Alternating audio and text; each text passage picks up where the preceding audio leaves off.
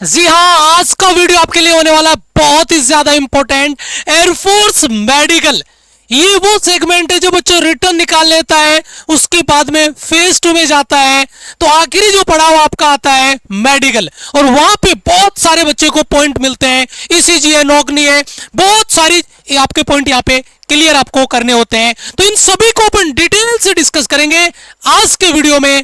तो चलिए वीडियो को स्टार्ट करते हैं। पहली बार चैनल पे आए हो तो चैनल को सब्सक्राइब कर लीजिए, क्योंकि यहां पर इंफॉर्मेशन वीडियो ही नहीं, एयरपोर्ट्स की धमाकेदार क्लासेज आपको मिलती है और साथ में डिटेल वीडियो, इंफॉर्मेशन वीडियो आपको मिलते ही मिलते हैं। तो चलिए सबसे पहले यहां पर देखिए, फेज 2 के लिए एयरफोर्स का डेडिकेटेड फेज 2 बैच आपका विराट बैच, जिसकी क्लासेज आपकी ऑलरेडी स्टार्ट हो चुकी है। जाइए तुरंत ज्वाइन करिए और फेज 2 की तैयारी घर बैठ के बिल्कुल बेसिक फी के साथ में अपनी तैयारी आप कर सकते हैं। बाकी आप फिजिकल वगैरह खुद से कर लोगे तो आराम से फेज 2 का है वो घर बैठ के वो तैयारी आप कर पाओगे जिसकी आपको जरूरत है। तो विराट फेज 2 का बैच क्लासेज स्टार्ट हो चुकी है, जाइए और ज्वाइन करिए और जुड़ जाइए। यहां पर देखिए एक प्रोसेस मैं आपको बताता हूं। फेज 1 का आपका एयरफोर्स का ऑनलाइन एग्जाम आपका होता है, उसके बाद में स्टार्ट होता है फेज 2, और फेज 2 में सबसे बड़ा जो खेल आता है वो यहां पर आपका डॉक्यूमेंटेशन होता है, फिर फिजिकल होता है, रनिंग, पुशअप, सिटअप्स, है ना, स्पोकन आपका जीडी वाला पार्ट हो गया, है ना, ग्रुप डिस्कशन में एसआरटी, और फिर आता है मेडिकल। तो आज के वीडियो का सबसे इंपॉर्टेंट पार्ट वो रहेगा मेडिकल। एक रिक्वेस्ट आपसे मैं करूंगा कि इस वीडियो को प्रत्येक बच्चे को देख लेना है, क्योंकि अभी मौका है। अगर कोई पॉइंट बन रहा है तो हम उस पर एक्शन लेके उसको सुधार सकते हैं। तो यह वीडियो कहीं ना कहीं हर एक पॉइंट को आपको कवर करके देगा। डिटेल वीडियो होगा, कम से कम 20 से 25 मिनट का वीडियो। ये टाइम निकाल लीजिए, नोट कर लीजिए, हर पॉइंट को क्लियर करिए और आगे बढ़िए और फिर अपने डाउट्स क्लियर करिए। कनेक्ट करेंगे पंकज सर के साथ में, डिटेल से ये वीडियो आपके साथ डिस्कशन होगा। फिर मिलूंगा मैं वीडियो में आगे। जय हिंद, वंदे मातरम। जी सर। तो जैसा आर एस सर ने कहा कि समय से पहले अगर किसी समस्या का समाधान हमें पता चल जाए या किसी समस्या के बारे में हमें पता चल जाए, साहब हमें ये समस्या है, तो उसके ऊपर या उस चीज की समाधान पर हम जो है बड़े प्यार से, बड़े आराम से काम कर सकते हैं, बात कर सकते हैं। चलिए, तो ये वीडियो स्पेशली हर एक मेडिकल पॉइंट को ध्यान में रखते हुए बनाई गई है। इसकी पीपीटी में हमें लगभग 4 से 5 घंटे लगे हैं, कई सारे बच्चों से, कई सारे डॉक्टर्स से बहुत डिटेल में हर एक चीज पर बात करने के बाद में आज ये 50 पेज की स्लाइड में या पीपीटी बना के लाया हूं। अच्छा, शुरू करूं उससे पहले थोड़ा सा, जैसा आर सर ने भी बताया कि हमने ऑनलाइन एग्जामिनेशन पास कर लिया होगा, आप में से कई सारे बच्चों ने या करने जा रहे होंगे। आपका डॉक्यूमेंटेशन हो चुका है, आपका फिजिकल हो चुका है, जिसके अंदर कई सारी एक्सरसाइज हो चुकी है। आपने स्पोकन की तैयारी करी, आप ग्रुप डिस्कशन की तैयारी हमारे साथ मिलकर कर रहे होंगे, एसआरटी की तैयारी हमारे साथ में मिलकर कर रहे होंगे फेज 2 के बैच में। फेज 2 का ऑलरेडी फेज 2 बैच चल रहा है, तो उसके अंदर प्रिपरेशन गोइंग ऑन है।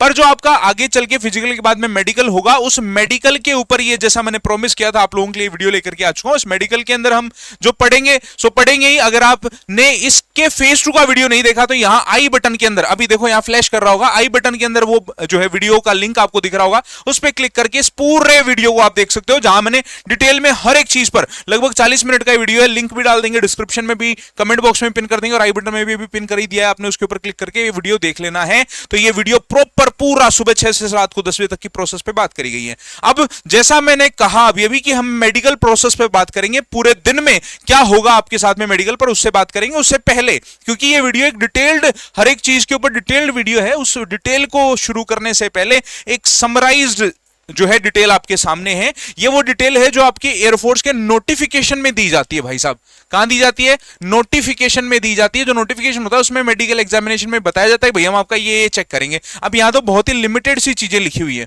बहुत ही थोड़ी सी चीजें लिखी हुई है कि हीमोग्लोबिन की जांच होगी, यूरिन टेस्ट होगा, बायोकेमिस्ट्री होगी, शुगर लेवल टेस्टिंग होगी, सीरम जो है टेस्ट होगा, आरएफटी होगा, एलएफटी होगा, रेडियोग्राफी होगा, ईसीजी होगा, कुछ टेस्ट लिखे हुए हैं। हम उनको और विस्तृत रूप में बात करेंगे कि क्या होता है आरएफटी, क्या होता है एलएफटी, इन सब चीजों पे हम बात करने वाले हैं। तो आइए हम अपने वीडियो को करते हैं शुरू, छोटी छोटी चीजों के ऊपर करते हैं बात, और ध्यान से आपको इस पूरे वीडियो को A to Z देखना है। सबसे पहले जब मैंने फेज 2 का वीडियो बनाया था उसमें मैंने लास्ट में उस वीडियो को खत्म किया था कि भाई अंत में आपको जो है वो कुछ डिटेल बताई जाती है, और मैं एक भी चीज मिस ना हो जाए इसीलिए पूरे डॉक्यूमेंट्स बना के भी लाया हूं कि बच्चों को ये बात भी बतानी है, ये बात भी बतानी है। ऑलरेडी पीपीटी में लिखी है, लेकिन कुछ चीजें मैंने पेपर पे भी लिखी है कि कोई भी चीज मिस ना हो। तो सबसे पहले जब आपका फेज 2 होता है, लास्ट में क्लोजिंग डे जब आपका होता है, तो आपको बिठाया जाता है और बताया जाता है कि भाई साहब आपका जो है 5 दिन बाद में, 10 दिन बाद में जो है वो मेडिकल एग्जामिनेशन है। मतलब मिनिमम 15 से 25 दिन का समय मिलता है। 15 से 25 दिन के बाद में आपका मेडिकल एग्जामिनेशन होने वाला है।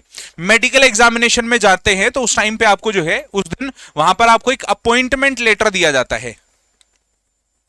अपॉइंटमेंट लेटर दिया जाता है। मेडिकल एग्जामिनेशन में जाओगे तो वो लेटर आपको वहां पर लेकर के जाना होता है।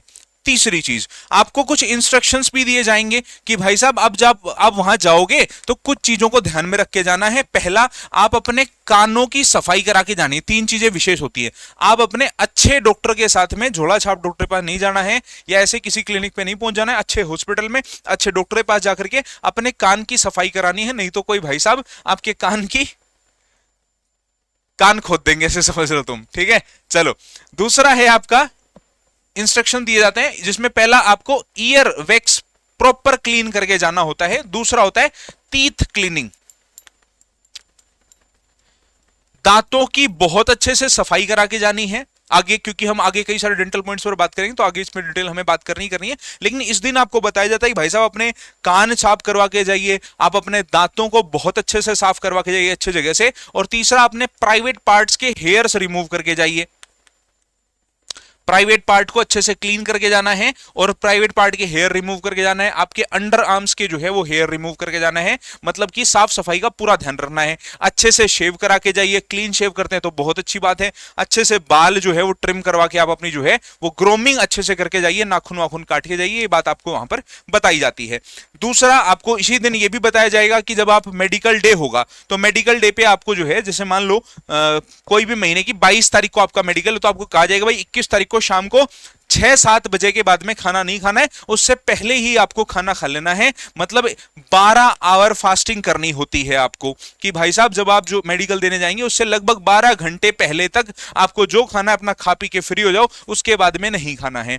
प्लस मेरी तरफ से एक एडिशनल बोनस एडवाइस मैं आपको दे रहा हूं, वो ये है कि ये जो टाइम पीरियड है 15 से 25 दिन का, या 15 से 25 दिन का जो टाइम पीरियड है, इस टाइम में आपको जो है वो बहुत कम करना है शुगर इंटेक। अपने शुगर इंटेक को बहुत लिमिटेड रखना है। ऐसा नहीं कि बिल्कुल ही बंद कर दिया कि साहब ये तो बिस्किट है, बिस्किट में तो चीनी आती है, मैं तो बिस्किट नहीं खाऊंगा। ऐसा नहीं कह रहा हूं मैं कह रहा हूं बहुत लिमिटेड करना है 3 चीजों को। कौन सी 3 चीजें? शुगर, दूसरा है आपका ऑयल, भाई तली फली चीजें थोड़ी सी कम खाओ, और तीसरा है मैदा। तीसरी चीज है मैदा। इन 3 चीजों का इंटेक काफी कम करना है आपको। मतलब जितना आप अगर नॉर्मली 1 चम्मच मैदा, 1 चम्मच चीनी और 1 चम्मच अगर तेल पूरे दिन में इंटेक कर रहे हो आप, तो उसको लगभग आधा ही रखो।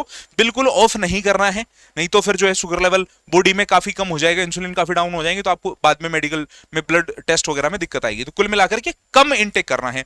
एक बोनस एडवाइस और लीजिए। बोनस एडवाइस ये है, इस समय पे आपको फिजिकल नहीं छोड़ना है। ये जो टाइम गैप आपको मिलेगा, इस टाइम गैप पर फिजिकल नहीं छोड़ना है। कुल मिला के मेरा कहने का मतलब ये है कि आपकी बॉडी से स्वेटिंग होनी चाहिए, पसीना निकलता रहना चाहिए, उससे थोड़ा खून साफ रहता है, बॉडी थोड़ी सी डिटॉक्स रहती है, और जो है वो आपको थोड़ा ज्यादा जनरल जो हेल्थ चेकअप होता है उसमें दिक्कत नहीं आती है।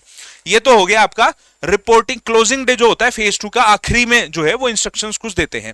फिर आपको 15-20 दिन बाद की डेट देते हैं और कहा जाता है कि भाई साहब आपका जो है मेडिकल पॉइंट बना है कुछ कुछ, तो आपको जो है अपने मेडिकल सेंटर पे जाना है। ये कुछ मेडिकल सेंटर्स हैं, जैसे 10 ASC बेटा हो गया, A1 ASC अंबाला हो गया, 11 ASC Guwahati, 5 ASC Jodhpur, 12 ASC Secunderabad, 8 ASC जो है वो चेन्नई, और 3 ASC कानपुर। ये कुछ मेडिकल सेंटर्स हैं, यहाँ आपको जाना होता है। रीमेडिकल के सेंटर अलग मिलते हैं, सेम नहीं मिलते हैं।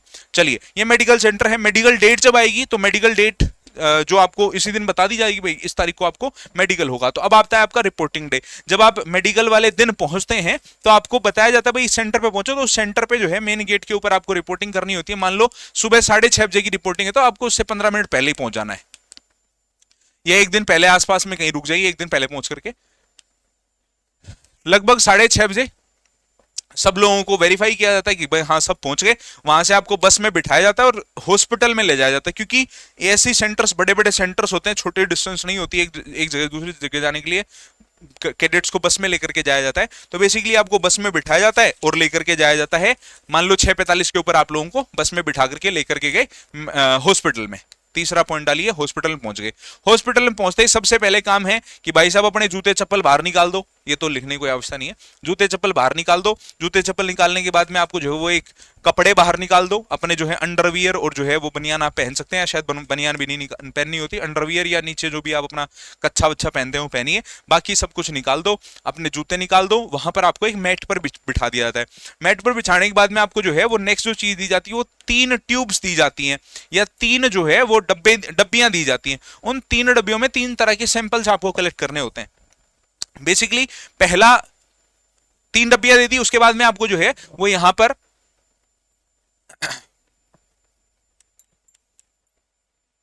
अच्छा टीम अप लास्ट में कर लेंगे अपन। ओके, 3 डब्बियां दी जाती है। उसके बाद में आपका छोटा सा डॉक्यूमेंटेशन होता है। यहाँ आपका बायोमेट्रिक चेक होता है, क्योंकि आपके जो है वो रिटन एग्जाम में हुआ, उसके बाद में आपके फिजिकल एग्जाम में हुआ, उसके बाद आपके मेडिकल एग्जाम में भाई रियल व्यक्ति आया कि नहीं आया। तो तीसरा काम होगा आपका डॉक्यूमेंटेशन का, जहां पर आपको बायोमेट्रिक होगी।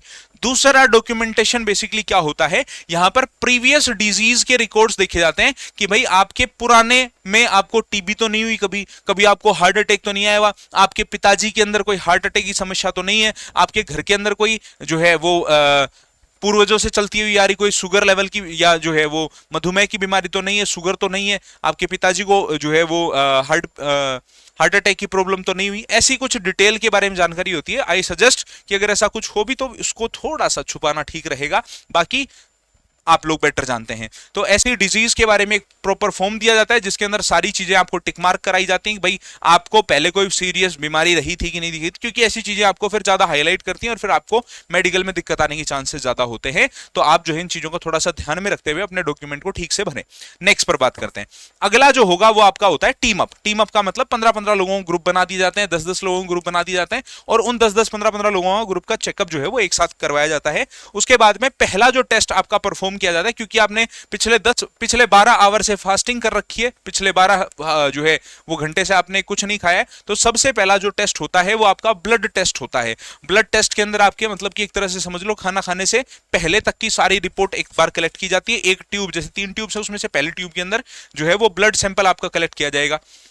ब्लड टेस्ट में लगभग 7 तरह के टेस्ट होते हैं। 5 मैंने यहां लिखे, 2 क्यों नहीं लिखे बताता हूं अभी। सबसे पहला हीमोग्लोबिन टेस्ट होता है आपका, कि भाई आपके खून के शरीर के अंदर खून की कमी तो नहीं है, अनार वनार खाना आप लोग, चकुंदर वगैरह खाना। तो सीबीसी टेस्ट होता है, ब्लड शुगर टेस्ट होता है, लिपिड प्रोफाइल टेस्ट होता है, थायराइड फंक्शन टेस्ट होता है, ब्लड ग्रुपिंग टेस्ट होता है, जिसको आरएस टाइपिंग टेस्ट भी कहते हैं। तो ये टेस्ट जो है बेसिकली आप लोगों के होते हैं। 2 टेस्ट और होते हैं जिसके अंदर भी बच्चों को मेजर पॉइंट्स मिलते हैं, और आपको मैंने शुरू में नोटिफिकेशन पेज वाला जो स्क्रीनशॉट दिखाया उसके अंदर भी ये 2 पॉइंट्स मेंशन थे। वो थे, पहला LFT test, liver function test, कि आपका लीवर ठीक से फंक्शन कर रहा है कि नहीं कर रहा। थोड़ा और डिटेल में जाकर के मैंने और LFT के कुछ बेसिक फंडामेंटल्स निकाल के आप लोगों के सामने लेकर के आया हूं कि LFT के अंदर ये सारी चीजें चेक होती हैं, और ये ब्लड सैंपल से ही जनरली टेस्ट हो जाती हैं।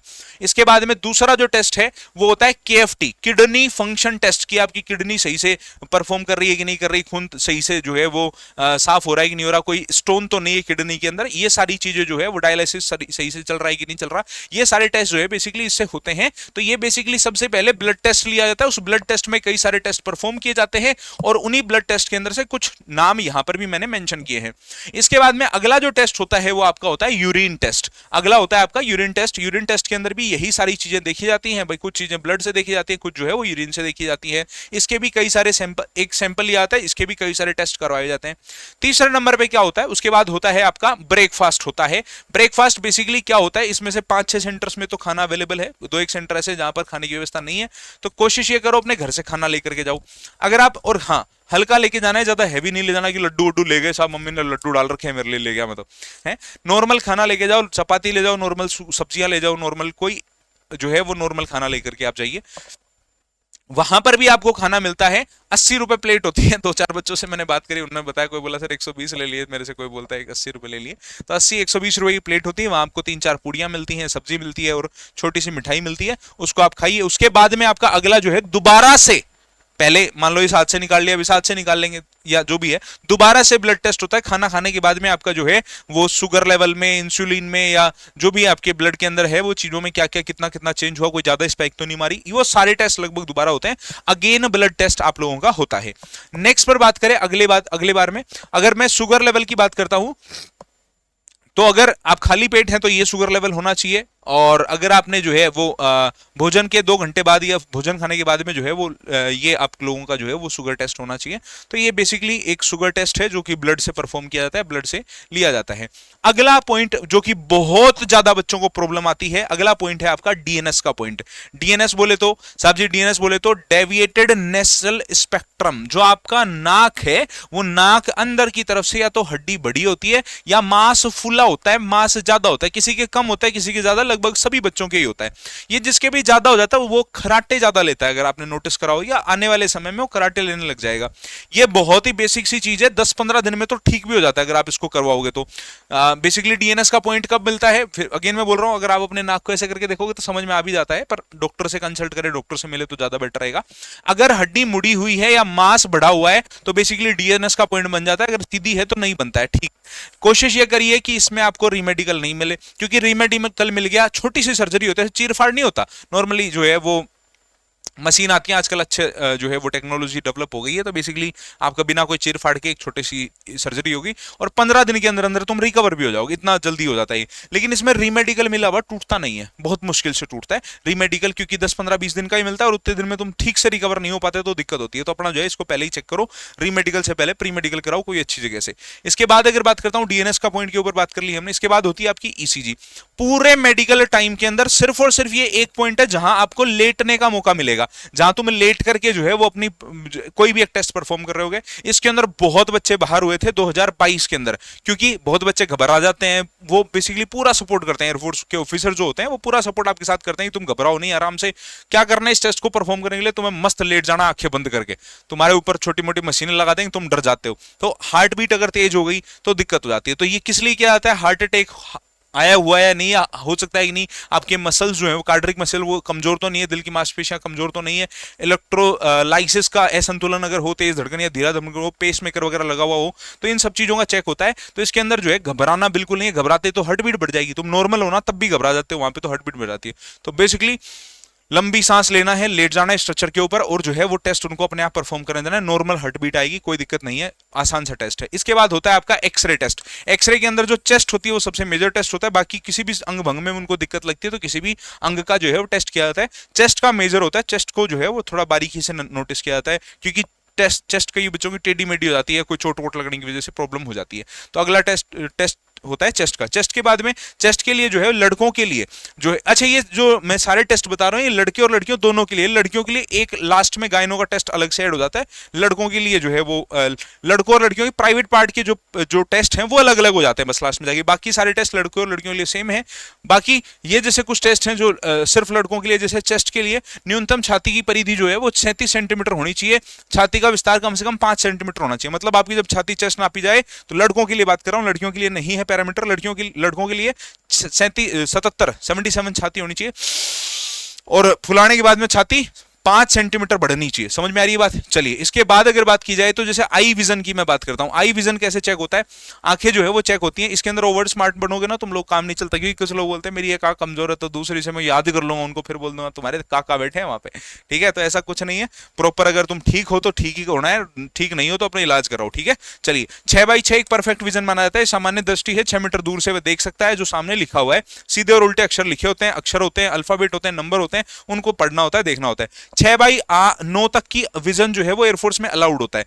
मतलब 6x9 का मतलब ये नहीं होता करेक्ट विजन है, करेक्ट नहीं है आपका। इस केस में आपको क्या करना होगा, अपनी आंखें बाहर से चेक कराओ अच्छे डॉक्टर या हॉस्पिटल के पास में, वहां पर अगर आपको पता चलता है मेरी आंखें 6x9 है तो वहां से अपना चश्मा बनवाओ। चश्मा बनवाने के बाद में जो प्रिस्क्रिप्शन डॉक्टर ने बनाया है उस प्रिस्क्रिप्शन के ऊपर डॉक्टर के लाइसेंस नंबर होने चाहिए, जिस भी हॉस्पिटल से कराया उस हॉस्पिटल की डिटेल्स होनी चाहिए, प्रॉपर डॉक्टर के लाइसेंस नंबर होने चाहिए, और वो प्रिस्क्रिप्शन लेकर के जाना है इस दिन। और अगर तुम्हें पता चले, डॉक्टर बोलेगा भाई तेरी तो आंख 6x9 है, तो बोला है सर लाया हूं जुगाड़ करके, ये लाया हूं चश्मा, देखो चश्मा लगाने के बाद मेरी 6x6 वापस से हो गई है, तो हाँ डॉक्टर कहा चल ठीक है, फिर बता प्रिस्क्रिप्शन भी दिखा, तो प्रिस्क्रिप्शन दिखाओगे, बोल अच्छा ये नहीं किया तुमने तो रीमेडिकल मिल जाएगा, और फिर तुम्हें रीमेडिकल पर्टिकुलर टाइम पे सेम काम करके जाना पड़ेगा। तो ये जो है 6/9 की अगर आंखें होंगी तो अपना चश्मा लेके जाओ, प्रिस्क्रिप्शन लेके जाओ, भाई मेरी आंख 6/9 है और चश्मे के बाद मेरी 6/6 दोबारा से हो गई है, तो मेरा जो है वो सेट है काम। इसके ज्यादा अगर तुम्हारा पॉइंट है 6/10 है, 6/12 है, 6/60 तो सबसे खराब है। तो अगर ऐसे इस पोजीशन में इस तरफ है तो बेसिकली ये और खराब और खराब और खराब है, तो अपना जो है वो ट्रीटमेंट कराओ। सर्जरीज आर नॉट अलाउड, लेकिन फिर भी कुछ केसेस में मैंने जैसा कुछ बच्चों से बात की है, लासिक वगैरह एयरफोर्स में अलाउड नहीं होती, सर्जरी के नाम है ये, लेकिन 3 महीने से ज्यादा होती है तो पकड़ में नहीं आती। तो मैं सजेस्ट नहीं कर रहा हूं, मैं सिर्फ तुम्हें बात बता रहा हूं कि ऐसा मैंने कुछ बच्चों में देखा है कि वो रिस्क ले लेते हैं। बच्चे के सिर में तो -2.5 की आंख है, मैं तो पॉसिबल ही नहीं है कि मेरे को फिट कर दे। तो भाई सर मैं तो सर रिस्क ले लिया था और मेरा तो 3-4-5 महीने बाद में मेडिकल हुआ, क्योंकि मैं तो पेपर वेपर से भी पहले करा ली थी मैंने सर्जरी, बाद में हुआ तो वो ना तो वो मेरे को कोई साइड इफेक्ट दिखा, ना उनको पकड़ में आया, ना मैंने बताया और मेरा पास हो गया। लेकिन आई स्टिल सजेस्ट कि मैं सजेस्ट नहीं कर रहा हूं, मैं सिर्फ बात बताई है, तुम अपना देखो। अगर ज्यादा आंखें खराब है तो बेटर हॉस्पिटल में बेटर डॉक्टर से कंसल्ट करो, सब काम हो जाएगा। इसके बाद कलर ब्लाइंडनेस होती है, लेवल 2 तक की कलर ब्लाइंडनेस एक्सेप्ट होती है डिफेंस फोर्सेज में। इस तरह की कुछ जो है डायरीज होती हैं, डायरीज को पलटते जाते हैं, तुम्हें नंबर बोल के बताना है भाई यहाँ पर 7 दिख रहा है, 4 दिख रहा है, 4 दिख रहा है, 2 दिख रहा है। इस तरह की कलर ब्लाइंडनेस आपको चेक करवाई जाती है कि क्या दिख रहा है क्या नहीं दिख रहा है। इसके बाद में होता है आपका हियरिंग कैपेसिटी अच्छी है कि नहीं है। बेसिकली मान लो कोई भी चीजें उनके पास, कागज, फुट्टा, पेन, पेंसिल कुछ भी होता है, वो तुम्हारे कान के आसपास में ऐसे ऐसे आवाज करते हैं, और 6 मीटर दूर खड़ा एक व्यक्ति कुछ बोलता है, ए बोला, तो तुम्हें बोल के बताना होगा ए बोला सर आपने, वो बोलेगा ताजमहल, तो तुम्हें बताना होगा कि सर आपने ताजमहल बोला, वो बोलेगा 69, तुम्हें जोर से बताना होगा सर 69 बोला आपने। तो ऐसे डिस्टर्बेंस करते हैं कान के पास में। अभ्यर्थी को श्रवण शक्ति सामान्य होनी चाहिए, अर्थात वे कान से 6 मीटर दूर से आने वाली फुसफुसाहट को अलग से सुन चुके, वो धीरे बोलेंगे और कान के पास में तुम्हारे कुछ डिस्टर्बेंस किया जाएगा और तुम्हें वो चीज बतानी है। नेक्स्ट, वेट का और हाइट का काफी बच्चों को दिक्कत रहती है, तो मैंने कई बार भी फोन पे भी बच्चे मेरे से पूछते हैं, तो मैं बताता हूं उनको कि भाई ऐसा कोई ऑफिशियल जो है वो कहीं पर कुछ भी मेंशन नहीं है डिफेंस फोर्सेस को द्वारा कि भाई ये है, लेकिन एक रफ एस्टिमेट है कि ऐसे ऐसे के आसपास 2-3 किलो अगर ऊपर नीचे भी होता है, इसमें ये हाइट लिखी है या वेट लिखा है, किसकी कितने हाइट और कितने वेट के हिसाब से क्या जो है वो हाइट के हिसाब से वेट एक्सेप्टेबल है, इसमें 2-4 किलो ऊपर नीचे चल जाता है। ऐसा नहीं कि तुम 10 किलो ऊपर नीचे लेके चले गए, वो एक्सेप्टेबल नहीं होगा, 2-3 किलो चल जाता है, क्योंकि उस टाइम के ऊपर वो ऊपर नीचे किया जा सकता है। अगर मेडिकल री मेडिकल मिलता है 10-15 दिन में, वो तो कम और ज्यादा हो जाता है। अगला पॉइंट आता है आपका डेंटल पॉइंट्स का। मसूड़ों के अंदर, दांतों के अंदर जो है वो डेंटल पॉइंट्स कौन कौन से होते हैं, कितने प्रकार के होते हैं, उनको देखो। सबसे पहले मसूड़ों के अंदर अच्छे दांत कम से कम 14 बिंदु तय होते हैं, 14 बिंदु बेसिकली होते हैं, उनके ऊपर बात की जाती है। जैसे कि कौन से चीजें दिक्कत कर सकती है, कौन से नहीं करती। जैसे पायरिया है आपके दांतों में, मसूड़ों में सोजन आना, खून आना, लाल मसूड़े होना, ये सभी दिक्कत की चीजें हैं। मसूड़े लाल होना, सूज जाना, या ये जो है स्ट्रॉन्ग टीथ ना होना, जो है दांतों में सड़न होना, दरार होना, कमजोरी होना, ये सभी चीजें प्रॉब्लम करती हैं। ऐसी चीजें नहीं होनी चाहिए, नहीं लिखा हुआ है कि दरार या ऐसी कमजोरी नहीं होनी चाहिए, पर मैं बता रहा हूं कि अगर ऐसा हुआ तो दिक्कत है। चलिए, दांतों को आपस में संपर्क, कॉन्टैक्ट पॉइंट, 14 कॉन्टैक्ट पॉइंट होते हैं, डेंटल पॉइंट नहीं होते, 14 कॉन्टैक्ट पॉइंट होते हैं आपके दांतों में। 14 कॉन्टैक्ट पॉइंट होते हैं, वो बनने चाहिए, जिससे आपके दांतों की स्ट्रक्चर समझ में आती है कि हाँ आपकी दांतों की स्ट्रक्चर सही है। आमतौर पर इंसान में 28 से 32 दांत होते हैं, आपके अगर 28 से कम दांत हैं तो दिक्कत वाली चीज है। कुछ बच्चे पूछते हैं कि सर मेरे जो है वो अक्कल जाड़ है, उसको मिला के 28, हाँ उसको मिला के 28 होंगे तो चलेगा। चलिए, कुछ दांत मिलाकर के कार्यशैली जोड़ते हैं। यदि किसी व्यक्ति को कम से कम 14 जोड़ कॉन्टैक्ट पॉइंट नहीं बन रहे हैं तो उसको भी दिक्कत है, चबाने वबाने में दिक्कत आती है, इस चक्कर में प्रॉब्लम हो जाती है। इसके बाद में ये मोलर स्ट्रक्चर है, यहाँ पर जो है वो ऊपर के और नीचे दांत दिखाए गए हैं। इसमें अगर ये कोई बच्चा बोले सर जी मेरे तो ये दांत नहीं है वो दांत नहीं है, तो वो एक बार इसको देख सकता है। इसके बाद में अगर बात करता हूं, अगर आपके दांतों में ज्यादा गैप है, कैविटी ज्यादा है, ज्यादा गैप है, तो ये भी मेडिकल पॉइंट बनेगा। इसके लिए तार वगैरह बांधते हैं आजकल डॉक्टर, उसको अलाइनर वगैरह, तो वो चीज बंधवा के आप ठीक करते हो। दांत गंदे नहीं होने चाहिए, दांतों को साफ करवा के ले जाना है आपको। क्लोज बाइट, ओपन बाइट की अगर समस्या है, मतलब आपके दांतों में ज्यादा गैप हो जाता है या ज्यादा ओवरलैप हो जाते हैं या ओवरजेट हो जाते हैं, बाहर ज्यादा निकले हुए हैं, या ऐसी किसी भी समस्या का अगर आपको दिक्कत है या कोई भी प्रॉब्लम है, तो ये सारे जो है मेडिकल पॉइंट्स बन सकते हैं। आपके दांत जो है नॉर्मली एक के ऊपर एक प्रॉपर तरीके से सेट हो जाने चाहिए। इसके बाद में आपको जो है मेडिकल के अंदर जाने से पहले दांत साफ कराने, कैविटी नहीं होनी चाहिए, जैसा मैंने बताया। आपकी जो है बाइट्स, ओपन बाइट्स नहीं होनी चाहिए, क्लोज बाइट नहीं होनी चाहिए, जेड बाइट्स नहीं होनी चाहिए। अगर आप जो है कैपिंग करवा के जाते हो कि सर मेरे तो कीड़ा लगा हुआ है, कैविटी ज्यादा है, तो उस टाइम पे आप उसको प्रॉपर सफाई करा के जाओ। उसके अंदर जैसे मसाला वगैरह फिलिंग कराते हैं वो अलाउड है, लेकिन अच्छी जगह से कराओ, स्मूथनिंग आए उसके अंदर। कैपिंग अगर करवा के जाते हो तो कोई दिक्कत नहीं है, वो चीजें अलाउड है। इसके बाद अगर बात की जाए तो नोकनी के ऊपर अगर बात करता हूं तो दो तरह के पॉइंट्स बनते हैं इसके अंदर। अगर आपको जो है अपनी एडीओ को चेक कैसे होता है, आप अपनी एडीओ को नजदीक करके खड़े हो जाओ और नजदीक करके खड़े होने के बाद में आप चेक करो आपके घुटने के बीच में से एक पेन गुजारा जा सकता है क्या। अगर वो टच हो रहा है, ज्यादा टच हो रहा है तो, या बिल्कुल टच हो रहा है, एडी नजदीक जब होंगी तो टच अगर हो रहा है तो मेडिकल पॉइंट है, या फिर बहुत ज्यादा बाहर की तरफ है, जैसे मैंने कहा कि पेन या 2 उंगलियां निकल रही है क्या बीच में से, तो ठीक है। ज्यादा अगर दूर है तो भी ये मेडिकल पॉइंट है। इनके लिए बेहतरीन एक्सरसाइज होते हैं, इक्विपमेंट्स होते हैं, उनको यूज करने से जो है चीज ठीक की जा सकती है, तो नोकनी का पॉइंट बनता है। इसके अलावा जो है लोकोमोशन है, ये इमेज ऐड की आपके लिए कि आपके शरीर की संरक्षण ठीक है ना, ज्यादा टेढ़े मेढ़े तो नहीं है और चलने में कोई दिक्कत तो नहीं है, इस तरह की चीजें में जो परेशानियां नहीं है, कोई हड्डी वड्डी बढ़ी हुई तो नहीं है, ये सारी चीजें आप लोगों के सामने हैं। इसके बाद में अगला आता है बीपी। आपकी बीपी जो है, ब्लड प्रेशर अगर 80 से 120 है तो नॉर्मल है, कम ज्यादा अगर होता है तो अपने खान पान पे थोड़ा ध्यान दीजिए और जो है चीजों को इंप्रूव करिए, अच्छे डॉक्टर से मिलिए, चीजें जो है आराम से चीजें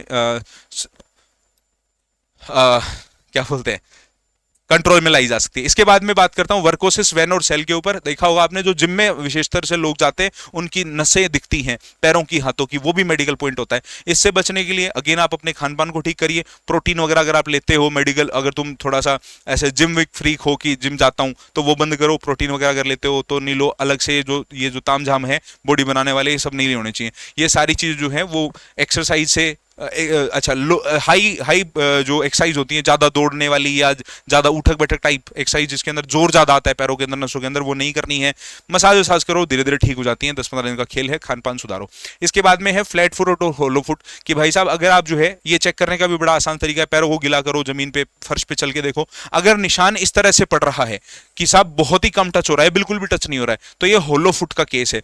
अगर पूरा फुट टच हो रहा है तो ये एक फ्लैट फुट का केस है। जो हेल्दी और सही फुट है वो ये नॉर्मल फुट है, वो इस तरह का है। इसको सुधारने के लिए भी अमेज़न वगैरह के ऊपर आपको जूते वूते मिल जाते हैं स्पेशल टाइप के, इसको सुधारा जा सकता है, इसको सुधारा जाता है, इक्विपमेंट्स आते हैं। डॉक्टर से मिलिए, अच्छे डॉक्टर से, वहीं पर आपको अच्छा कंसल्टेशन मिलेगा। हमारा वीडियो बनाने का उद्देश्य होता है कि आपको अगर कोई प्रॉब्लम हो तो उसकी जानकारी बेसिकली आपको जल्दी से जल्दी या पहले से पहले मिले, बाद में आप डॉक्टर से कंसल्ट करिए, डॉक्टर के साथ में समाधान आपको प्रॉपर हर चीज का मिल जाएगा। अगला आता है हाइपर हाइड्रोसिस, ये भी कई बच्चों में होता है।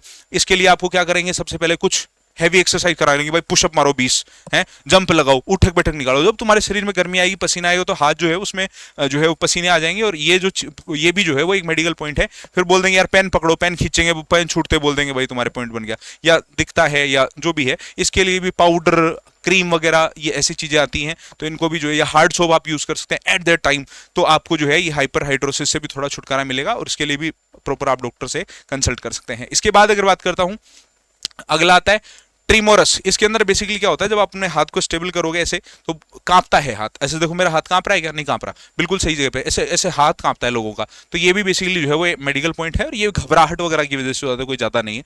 नेक्स्ट पर आता है आपका कैरिंग एंगल कि भाई साहब अगर आप अपने हाथों को ऐसे करोगे तो अगर आपके कोहनियां बिल्कुल ज्यादा टच हो रही हैं, 5 से 15 डिग्री एंगल अगर ये बनाता है आपका हाथ तो ठीक है, इससे कम या ज्यादा बनाता है तो वो कैरिंग एंगल है। अगर टच हो जाए आपका कोना, देखो ये कोहनी अगर ऐसे टच हो जाए, मैं ऐसे करूं तो ये भी पॉइंट बन जाएगा। ज्यादा दूर चली जाए या हाथ ज्यादा बाहर की तरफ या ज्यादा अंदर की तरफ हो तो ये भी पॉइंट बनेगा। यहां पर अगर आप देखोगे तो ये नॉर्मल एंगल है 5 से मेल्स के अंदर होता है 5 से 10 डिग्री, फीमेल्स के अंदर जो है वो 10 से 15 डिग्री एंगल होता है। ज्यादा आउट में है, ज्यादा इन में है तो ये मेडिकल पॉइंट बनता है। नेक्स्ट पर बात करते हैं, अगला बॉडी टैटूज के ऊपर बात करता हूं। तो बॉडी टैटूज के अंदर आपके इनर हैंड से कलाई से कोहनी तक बॉडी टैटूज अलाउड हैं। कुछ ट्राइब्स और कुछ जो है बेसिकली जनजातियां ऐसी हैं जो बॉडी टैटूज यूज करते हैं। आपने कई बार राजस्थान में देखा होगा, बिंदियां टिमकी सी लगाते हैं, गले पे लगाते हैं। तो एक बार थोड़ा सा ये एक जो है वो इंस्ट्रक्शन इनको पढ़ते हैं, बॉडी पर टैटू, शरीर पर स्थायी टैटू की अनुमति नहीं है। हालांकि केवल अग्र भुजाओं के भाग में, कोहनी से कलाई तक के, हाथ के पिछले हिस्से में, हथेली के पिछले हिस्से में टैटू आदिवासियों जैसे टैटू उनके जनजातियों को, रीति रिवाजों को और परंपराओं के अनुसार अगर हो तो उस पर विचार किया जा सकता है, और वो मेडिकल ऑफिसर के हाथ में होता है। शरीर पर किसी भी स्थान पर आपत्तिजनक, अश्लील, अभद्र, अलैंगिक, नक्सलवादी टैटू प्रतिबंधित हैं। हालांकि टैटू को स्वीकार्य और अस्वीकार्य करने का अधिकार चयन केंद्र के पास होता है। शरीर पर स्थायी टैटू वाले उम्मीदवारों को परीक्षण के दूसरे चयन में दौरान टैटू को जो है आकार और उसके प्रकार के विवरण के साथ 2 पोस्ट कार्ड के आधार पर तस्वीरें जो है वो जमा करानी होती हैं। तो बेसिकली टैटू का सर्टिफिकेट होना है। इस पैराग्राफ से आपको समझ में आ गया होगा भाई धार्मिक वगैरह या सेक्सुअल टैटू या हैरेसमेंट वाले टैटूज नहीं चलेंगे, यहां से यहां तक के अलाउड होते हैं। तो अगर किसी के हैं तो इग्नोर ही करो कि इन चीजों को आप लोग मेडिकल के अंदर लेकर के जाओ। इसके बाद अगला आता है पाइल्स की प्रॉब्लम। इनर पाइल्स और आउटर पाइल्स 2 तरह की पाइल्स होती हैं। इनके लिए भी छोटी छोटी सर्जरीज होती है। आजकल नॉर्मल सी समस्या है, नॉर्मल से समाधान इनके आ गए हैं, टेक्नोलॉजी काफी बढ़ चुकी है, इनका भी समाधान किया जाता है। इनर पाइल्स और आउटर पाइल्स ये होती हैं, ये भी चेकअप आपका होता है। नेक्स्ट आता है आपका ड्रॉपिंग शोल्डर का। ड्रॉपिंग शोल्डर मतलब एक कंधा ज्यादा झुका होना, बैठने के पोस्चर वगैरह को सुधार के रखा करो, सीधी कमर करके बैठा करो। यहाँ आप देखो इस भाई साहब का कंधा थोड़ा ऊपर है, यहाँ से देखो थोड़ा नीचे है, तो अगर ड्रॉप शोल्डर है, कंधे ऊपर नीचे है, तो ये भी मेडिकल पॉइंट है। अगला इनके लिए भी जो है वो इक्विपमेंट्स आते हैं, पहन के थोड़ा दिन यूज करो, काम हो जाएगा। अगला आता है आपका BMI, body mass index check करने के लिए। तो हाइट और वेट आजकल तो फोन में डालो, BMI पता चल जाता है। बॉडी मास इंडेक्स जो है आपका हेल्दी रहना चाहिए, 18 से 25 के आसपास का BMI जो है वो सही होता है। अगला आता है प्राइवेट पार्ट चेकअप। मेल्स के लिए फीमेल्स के लिए दोनों अलग अलग होता है। इसके अंदर जो है वो टेस्टिस आपके चेक होते हैं। इसके अंदर जो मेजर पॉइंट बनता है वो बनता है बेटा जी आपका हाइड्रोसेल का। हाइड्रोसेल के अंदर बेसिकली आपके टेस्टिस के अंदर पानी भर जाता है। ये भी छोटी मोटी सर्जरी से जो है पानी बाहर निकाला जा सकता है। इसके लिए भी जो है वो प्रॉपर आपका चेकअप होता है। इसके बाद में होता है आपका जो है हर्निया का एक पॉइंट बन सकता है। हर्निया में बेसिकली आपके इंटेस्टाइन्स आपके जो है वो शरीर के कुछ हिस्सों के साथ चिपक जाती हैं या जो है मांस के बाहर आ जाती है, इस तरह पॉइंट होता है। ये भी छोटी मोटी सर्जरी से ठीक किया जा सकता है। नेक्स्ट है आपका फीमेल्स के अंदर। फीमेल्स के अच्छा इन सारे चेकअप्स के अंदर एक तो जैसे मैंने चेस्ट वाला बताया था वो, और एक प्राइवेट पार्ट, ये 2 ही चेकअप अलग है। बाकी सारे जो चेकअप्स हैं वो मेल्स और फीमेल्स के अंदर सेम होंगे। ये कुछ चेकअप्स हैं जो कि फीमेल्स के अंदर होते हैं। इसके बाद में अगला जो आपका जनरल हेल्थ होता है, जिसके अंदर आपका स्किन की कोई एलर्जी तो नहीं हो रखी, आप अगर जो है अपने अंदर के कपड़े जो है वो गिले विले पहन लेते हो तो फंगल इन्फेक्शन वगैरह हो जाता है, तो उन चीजों को अवॉइड करना है। यहाँ पर आप इस पैराग्राफ को पढ़ो। वीडियो आई थिंक थोड़ा ज्यादा लंबा हो गया, इसीलिए आप लोग इस पैराग्राफ को पढ़ो, थोड़ा आइडिया लग जाएगा आपको किन चीजों के ऊपर मैं बात कर रहा हूँ। तो इन चीजों को आपको अवॉइड करना है। इसके बाद में जो है लास्ट चीजें हैं कि भर्ती चिकित्सा अधिकारी और सशस्त्र बलों के विशेष डॉक्टर जो है प्रारंभिक चिकित्सा परीक्षा, अपील, मेडिकल बोर्ड और नामांकन के पहले जो है चिकित्सा परीक्षा के दौरान उम्मीदवार फिट या अनफिट की घोषणा करने के लिए अंतिम प्राधिकारी है। मतलब कि आपके पास मान लो कोई भी समस्या है, मेरे तो साहब सांस फूलता है, तो आपने बाहर से एक सर्टिफिकेट बना लिया, भाई बच्चा फिट है वैसे सांस फूलता है, तो अंदर वो मान्य नहीं होगा। बाहर की कोई भी चीज अंदर मान्य नहीं होती, छोड़ करके आई सर्टिफिकेट को, उसके बारे में मैंने आपको बता दिया है। तो जो फाइनल डिसीजन है वो बोर्ड के पास ही होता है, वही आपको फिट या अनफिट कर सकते हैं। अगर आपको अनफिट घोषित कर दिया जाता है तो 40 रुपए की एक DD कटती है, उसके बाद में आपको रीमेडिकल के लिए बुलाया जाता है और उसको आप रीमेडिकल परफॉर्म कर सकते हैं। तो ये था आज का पूरा विवरण, जिसके ऊपर मैंने लगभग 31 मिनट में बात करी। थोड़ा लंबा हो गया वीडियो, लेकिन उम्मीद करता हूं आपके सारे डाउट्स मैंने यहाँ क्लियर करे होंगे। आगे की चीजें कुछ RS सर कनेक्ट करेंगे।